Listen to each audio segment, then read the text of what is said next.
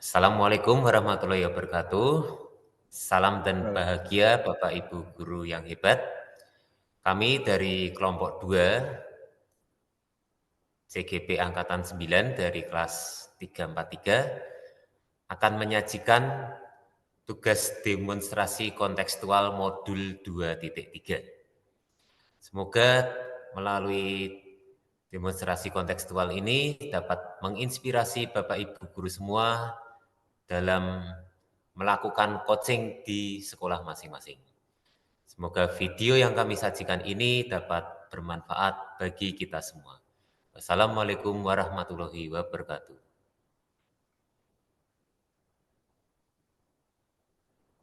ya.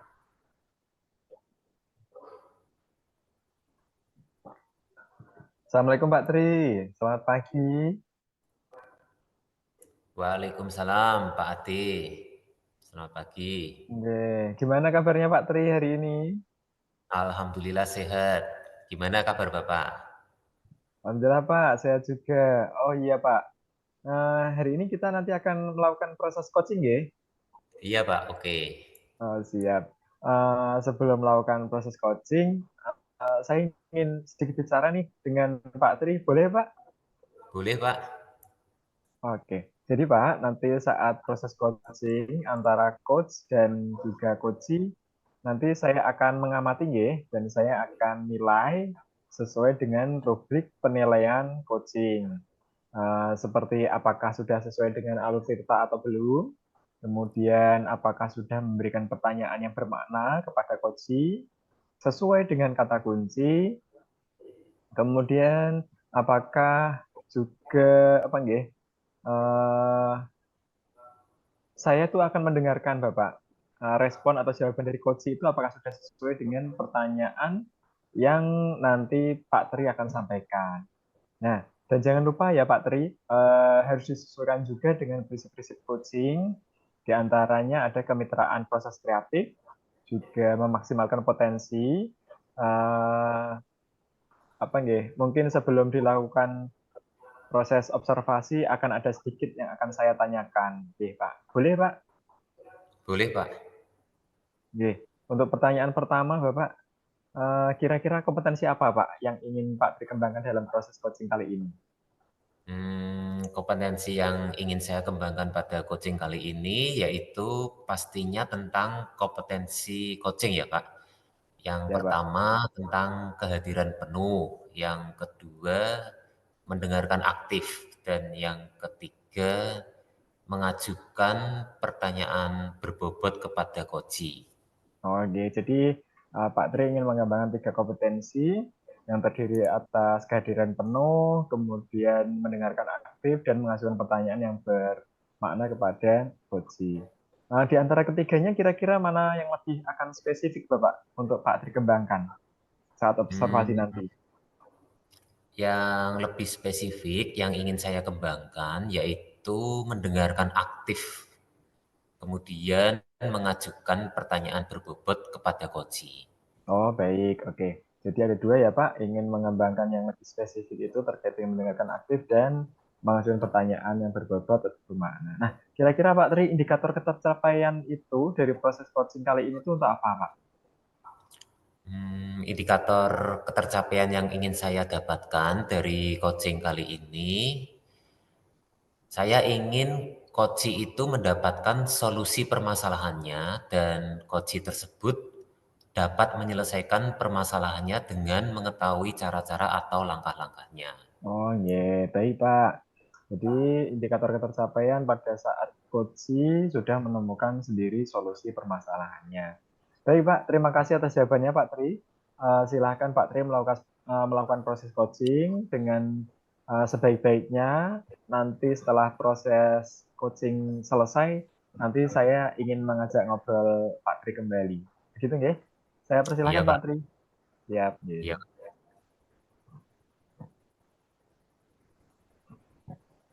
Selamat siang Pak Tri. Waalaikumsalam. Bu Lufi. Wah, tumben Bu Lufi mencari saya. Ada Iya apa nih ya? Pak. Saya ada perlu dengan Pak Tri, tapi Pak Tri kira-kira nih ada waktu luang nggak ya Pak?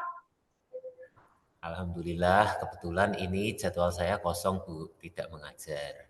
Bagaimana Bu Lufi? Ada yang Alhamdulillah. bisa saya Berarti ada bantu? ini ya Pak, ada waktu ya Pak. Jadi begini nih Pak Tri.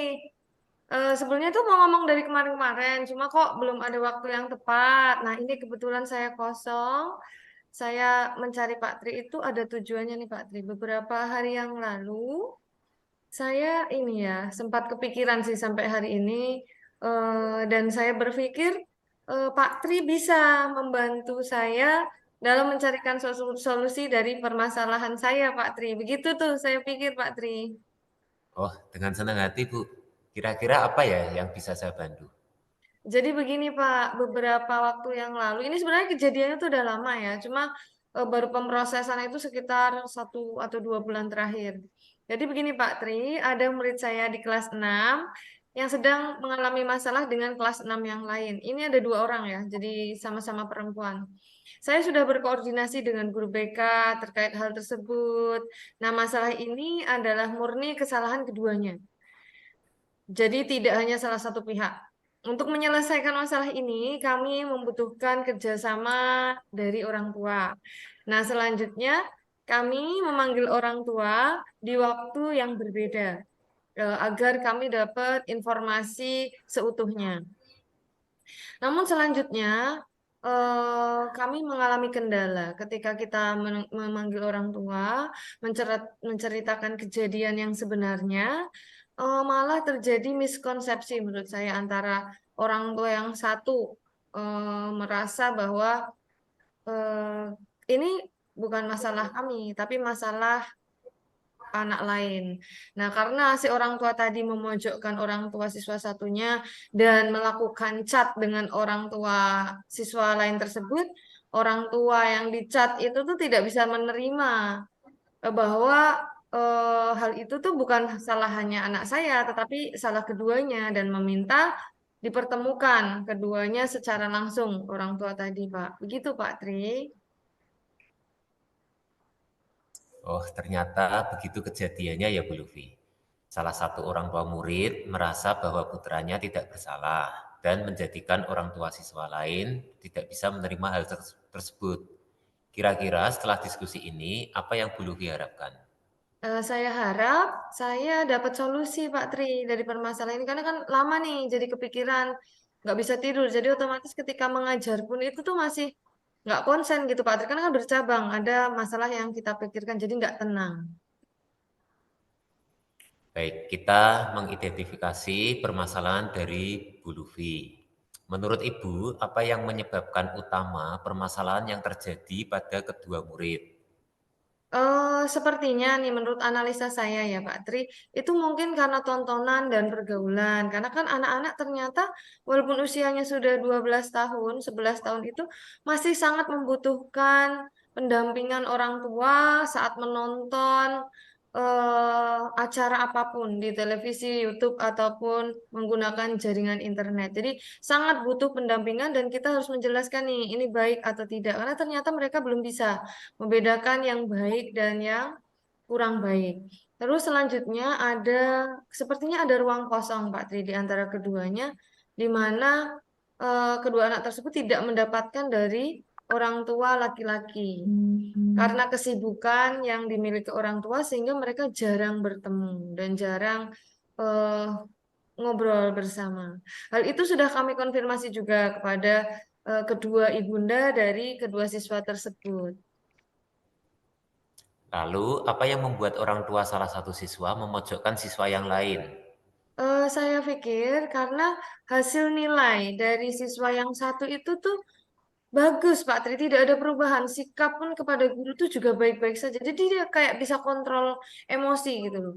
Walaupun dia ada masalah dengan yang lain, tapi dia bisa mengontrol ini pola belajarnya. Sedangkan yang satu malah ngedrop. Jadi bicaranya nggak bagus, sikapnya kurang kurang kurang ini ya, kurang baik karena di rumah sering marah-marah, sering tidak ikut les, nilainya sangat turun, sering berbohong. Jadi kita sampai nggak bisa percaya gitu loh Pak Tri sama si anak yang satu itu yang jadi korban gitu. Begitu Pak Tri. Seperti itu ya. Lalu, menurut Ibu, langkah apa yang akan Ibu lakukan untuk menyelesaikan masalah ini? Mungkin ini Pak Tri langkah paling cepat yang akan saya tempuh karena kan saya tidak bisa berjalan sendiri. Saya membutuhkan bantuan kepala sekolah. Saya akan berkoordinasi dengan beliau, menyampaikan masalah ini terkait kasus ini. Kami akan memanggil keterangan dari beberapa siswa untuk dijadikan sebagai bukti hasil observasi yang telah kami lakukan sebelumnya. Jadi orang tua itu ketika kami panggil kembali, ada beberapa bukti rekaman suara, rekaman video, apa yang sebenarnya terjadi di sekolah. Begitu Pak Tri. Seperti itu ya. Saya sependapat dengan Bu Lufi. Lalu upaya apa lagi yang akan Bu Lufi lakukan supaya orang tua murid tadi bisa memahami bahwa kondisi yang sebenarnya terjadi dan tidak hanya membebankan kesalahan pada salah satu pihak? Mungkin saya akan meminta bantuan sekolah untuk mendatangkan rekanan psikolog dari sekolah. Karena untuk menyelesaikan masalah ini itu menurut guru BK kami tidak bisa diselesaikan oleh guru biasa. Ini harus diselesaikan oleh ahli kejiwaan yang nantinya akan dibantu oleh psikolog rekanan sekolah kami, Pak Tri. Ya, tepat sekali Bu Lufi. Semoga dengan cara tersebut, masalah antara kedua siswa dan kedua orang tua dapat segera terselesaikan. Nah, sekarang kita ke rencana aksi. Jadi, apa rencana Bu Lutfi untuk menyelesaikan masalah ini? Hmm, Sebenarnya masih bingung nih Pak Tri. Ada beberapa langkah, cuma yang mungkin yang paling dekat saja ya. Yang pertama, saya akan mungkin menjadwalkan secepatnya pertemuan dengan Bu Adel sebagai psikolog rekanan sekolah, menyampaikan masalah yang terjadi di sekolah kepada beliau. Yang kedua, kami akan menjadwalkan pendampingan secara intensif antara anak tersebut dengan Bu Adel, karena biasanya ada treatment khusus yang dilakukan beliau. Beliau itu biasanya meneliti kasus itu tidak 1 atau 2 hari, tapi dilakukan mungkin 1 minggu atau sampai 1 bulan. Yang ketiga, kami akan memediasi pertemuan dengan orang tua murid, di mana Bu Adil akan menjadi penengah dan dapat menjelaskan serta memberi pengarahan kepada orang tua solusi terbaik dari permasalahan ini. Sehingga masalah ini dapat selesai sampai ke akar, tidak terulang kembali. Karena bukan hanya siswa saja yang mendapat pendampingan, orang tua pun juga akan ikut mendapat pendampingan karena tidak lepas kesalahan anak itu mungkin ada permasalahan yang belum selesai dari rumah sehingga orang tua akan mendapatkan treatment juga. Jadi pola asuh yang sama di sekolah, di rumah dan dari psikolog tersebut. Begitu Pak Tri. Ya, saya setuju sekali dengan rencana yang Bu Lufi buat. Semoga masalah ini segera dapat terselesaikan dengan baik. Dan semoga orang tua juga mau mengerti dan memahami serta mau bekerja sama dengan pihak sekolah agar anak-anak bisa kembali ke rule-nya sesuai dengan harapan kita. Nah, sekarang kita masuk ke tanggung jawab. Selanjutnya, apa komitmen Ibu terhadap rencana ini dan kapan akan Ibu terapkan?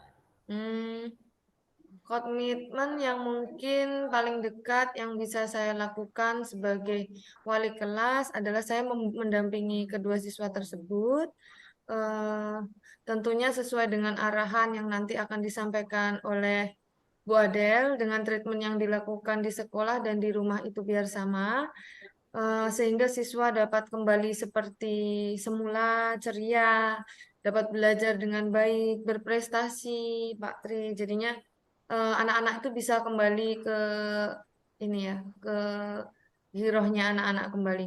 Tentunya hal ini akan segera saya lakukan untuk mencegah agar kejadian tidak terulang kembali.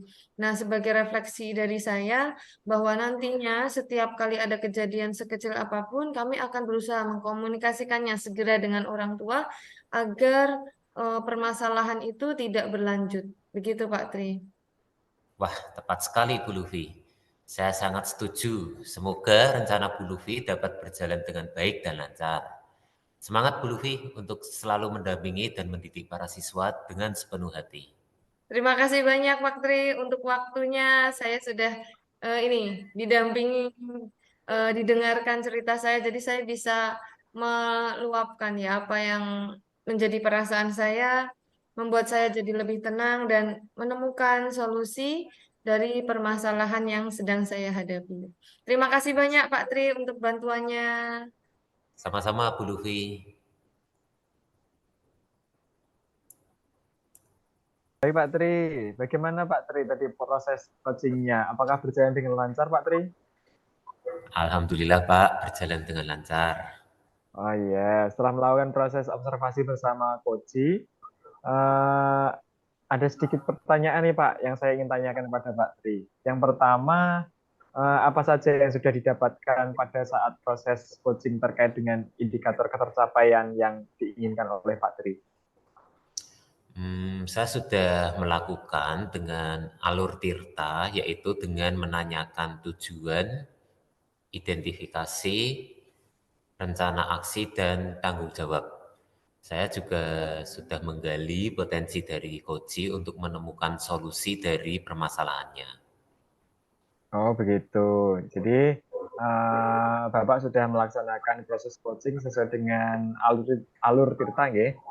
Yang saya Iya, amati Pak. tadi juga ada beberapa catatan Bapak bahwa Pak Tri sudah berhasil melakukan proses coachingnya. Satu, menanyakan tujuan kepada coach tadi.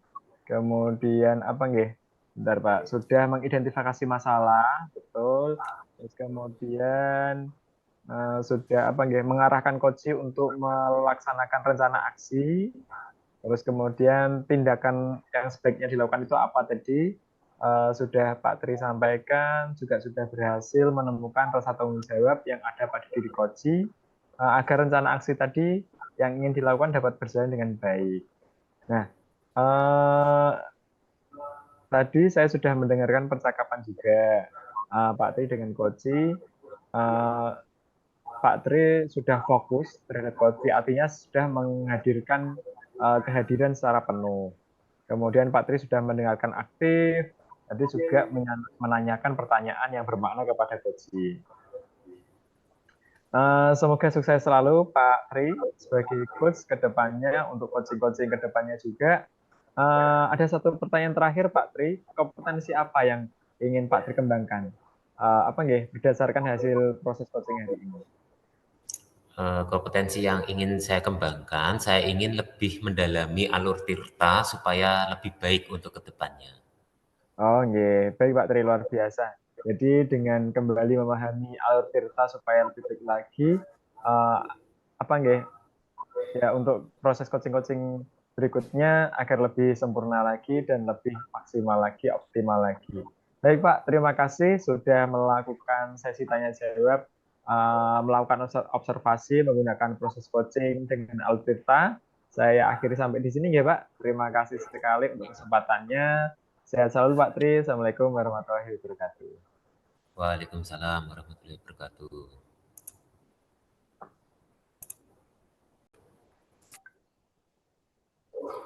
Assalamualaikum warahmatullahi wabarakatuh. Salam dan bahagia Bapak Guru Hebat. Kami dari kelompok 2 kelas 343 JGP Angkatan 9 Kota Semarang telah menyajikan tugas demonstrasi kontekstual modul 2.3. Nah, tentang praktik coaching dengan CGP lain. Harapan kami untuk mengembangkan area kompetensi coaching pada konteks pembelajaran CGP dapat menjadi lebih baik lagi. Kami mohon maaf apabila dalam video tadi ada hal-hal yang kurang berkenan. Semoga video tadi dapat membantu dan menginspirasi Bapak Ibu dalam melakukan coaching di sekolah masing-masing. Akhir kata, wabillahi taufiq wal hidayah. Wassalamualaikum warahmatullahi wabarakatuh. Waalaikumsalam. Assalamualaikum warahmatullahi wabarakatuh.